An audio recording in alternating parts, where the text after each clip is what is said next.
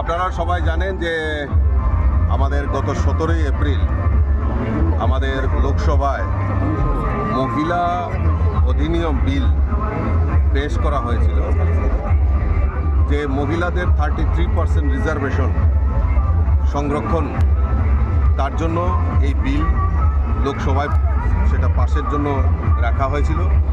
কিন্তু বিরোধীদের চক্রান্তের কারণে এই বিল অনুমোদিত হয়নি।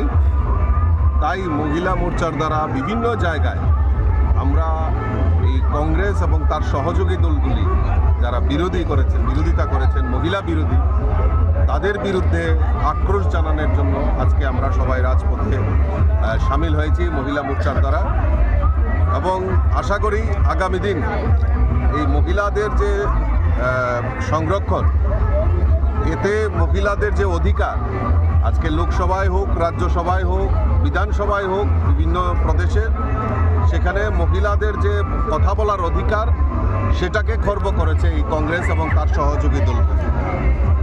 এবং আমরা যদি দেখি আমাদের ভারতবর্ষের যশস্বী প্রধানমন্ত্রী নরেন্দ্র মোদীজির নেতৃত্বে সরকার মহিলাদের আত্মনির্ভর করা, মহিলাদের সেলফ হেল্প গ্রুপের মাধ্যমে তাদের স্বরোজগার করা,